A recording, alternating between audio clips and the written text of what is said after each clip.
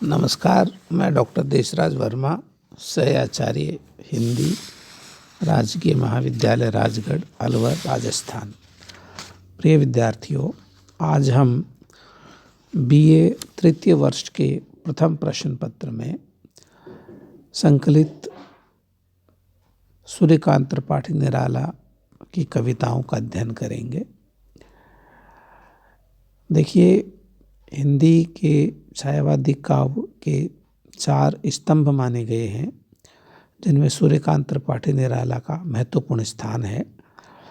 इनका जन्म 1896 ईस्वी में हुआ और देहावसान 1961 ईस्वी में हुआ। ये बहुमुखी प्रतिभा के धनी थे।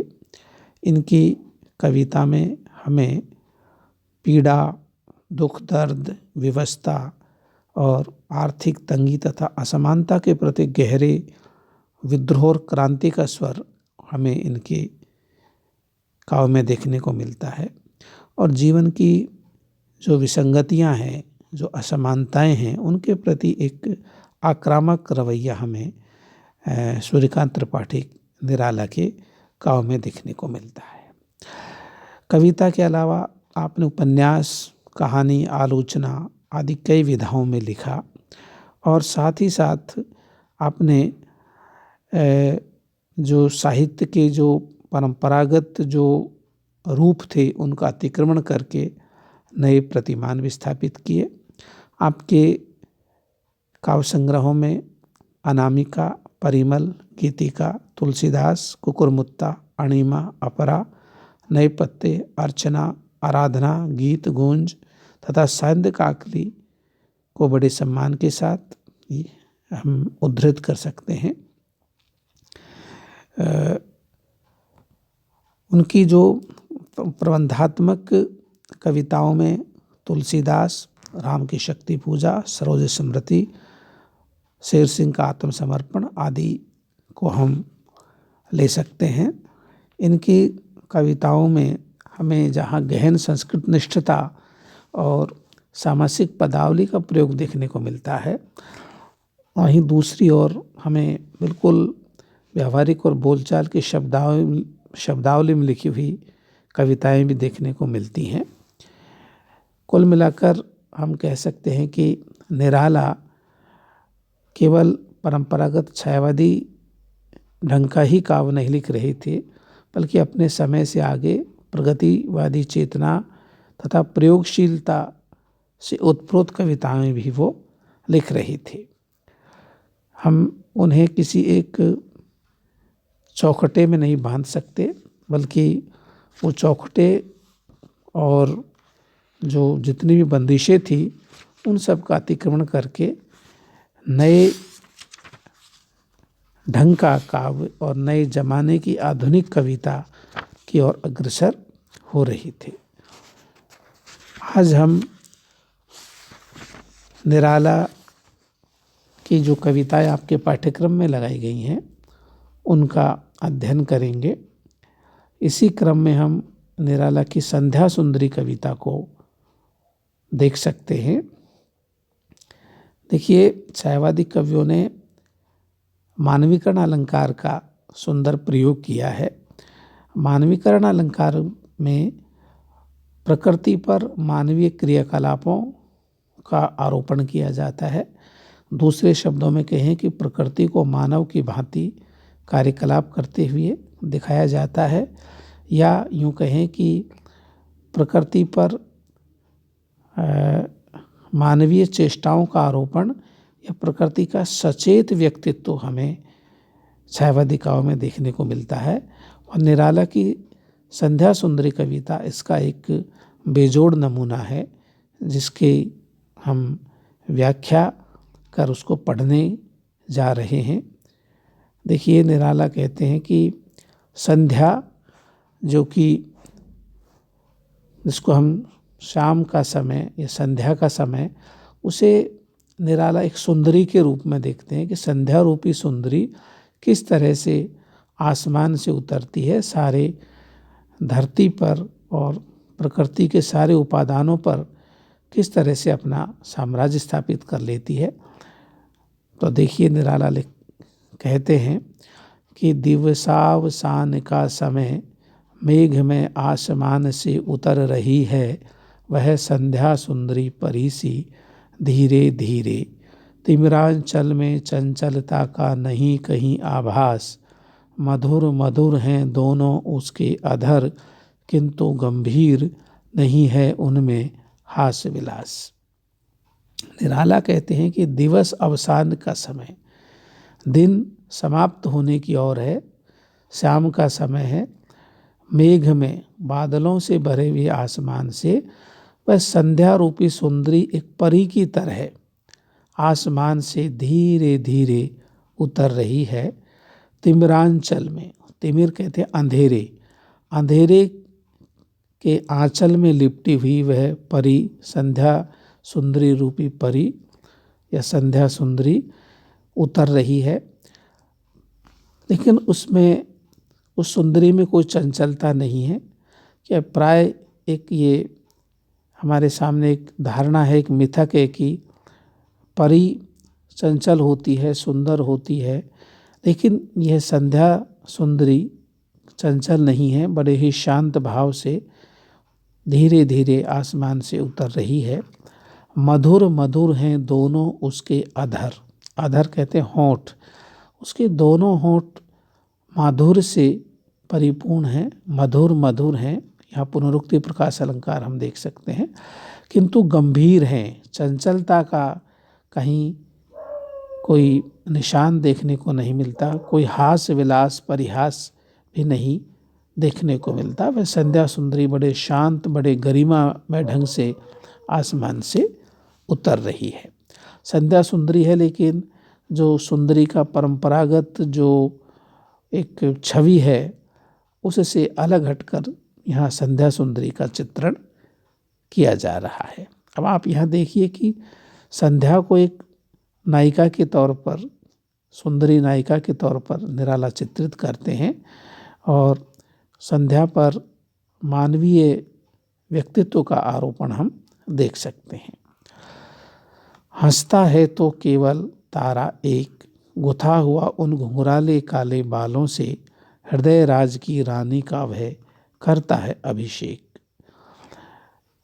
कवि कहता है कि परी या सुंदरी के होठों पर हास परिहास होता है, लेकिन यह सुंदरी के होठों पर हास परिहास नहीं है, केवल हंसता है तो एक आसमान में संध्या के समय चमकने वाला एक तारा है, जो ऐसा लगता है कि वह तारा संध्या रूपी सुंदरी के घुंघराले काले बालों में गुथा हुआ है। और वह संध्या सुंदरी हृदय राज की रानी, वह सभी के हृदय पर राज करने वाली संध्या रूपी सुंदरी का अभिषेक करता है, उसका स्वागत और अभिनंदन करता जान पड़ता है। आलसता की सी लता, वह संध्या सुंदरी आलस्य की सी लता, किंतु कोमलता की वह कली, कोमलता की कली से सखी नीरवता के कंधे पर डाले बाहाँ। जैसे एक सुंदरी अपनी सखी के कंधे पर बाहाँ डाले धीरे धीरे चलती हो, तो यहाँ कवि कहता है कि संध्या रूपी सुंदरी अपनी सखी नीरवता के कंधे पर हाथ डाले, बाहाँ डाले, छाया सी अंबर पथ से चली, छाया से अंबर पथ, आसमान के पथ से वह छाया रूप में वह संध्या सुंदरी धीरे धीरे चली जा रही है, आसमान से उतरकर पृथ्वीलोक पर आ रही है। कवि ऐसी कल्पना करता है, संध्या को एक नायिका के तौर पर आते हुए देखता है। ये कवि का एक नया प्रयोग था, एक नई कल्पना शक्ति हम यहाँ पर देख सकते हैं। नहीं बजती उसके हाथों में कोई वीणा, नहीं होता कोई अनुराग आलाप, नुपुरों में रुन झुन रुन झुन रुन झुन नहीं, सिर्फ एक अव्यक्त शब्द सा चुप चुप चुप है गूंज रहा सब कहीं।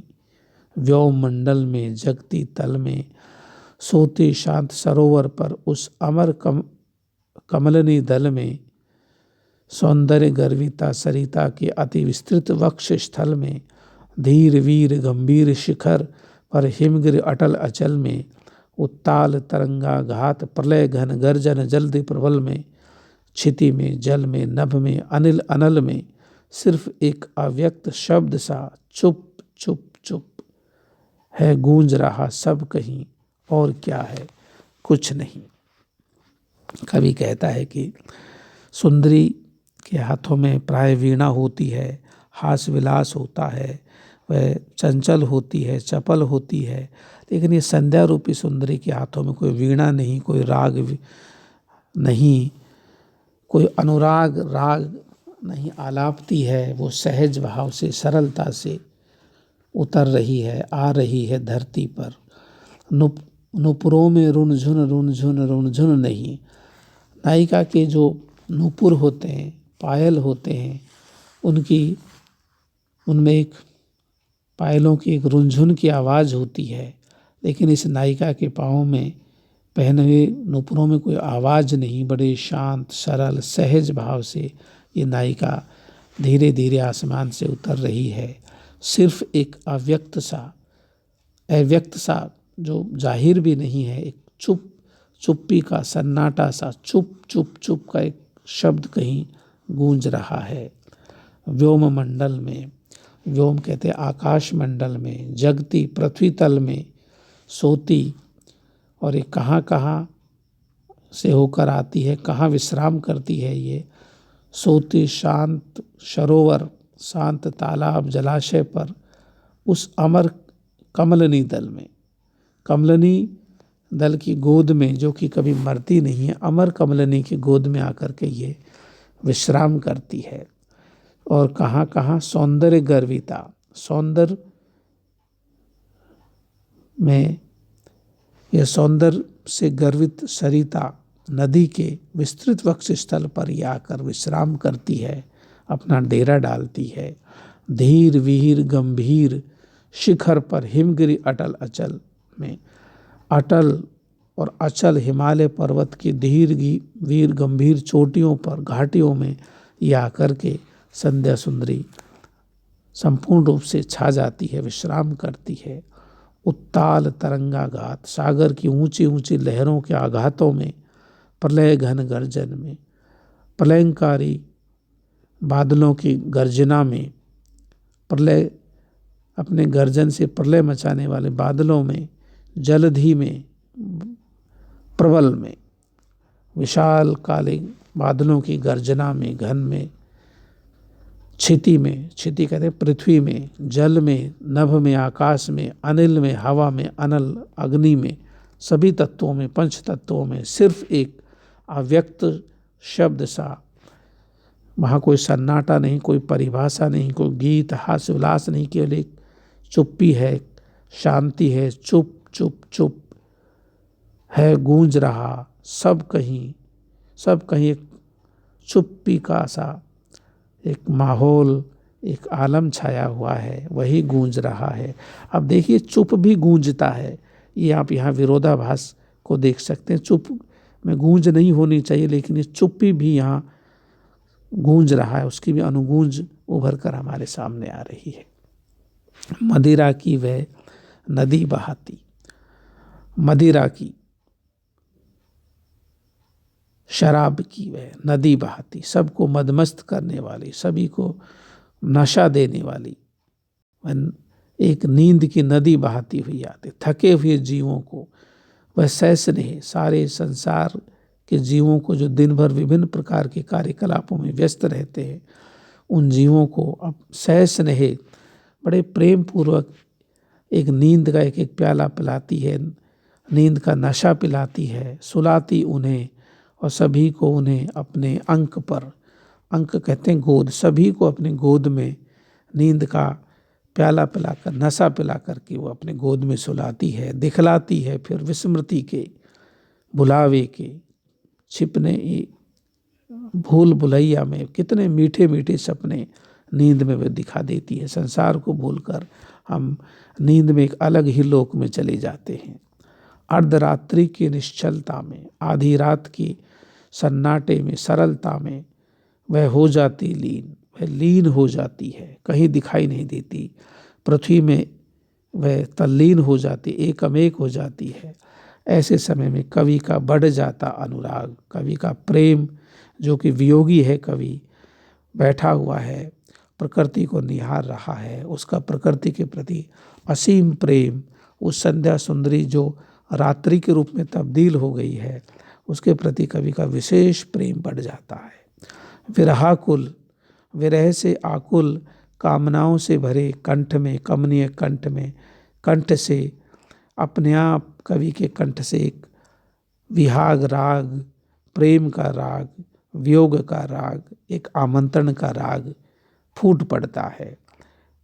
तो हम यहाँ देख सकते हैं कि एक सामान्य व्यक्ति के लिए रात्रि अलग तरह की होती है, लेकिन एक कवि किस तरह से प्रकृति, संध्या, रात्रि, इन सब के बारे में सोचता है, और कवि अपने कल्पना की पंखों से कितनी उड़ान भर सकता है और प्रकृति के प्रति कितना गहरा लगाव हो सकता है, वो हम इस कविता के भीतर देख सकते हैं।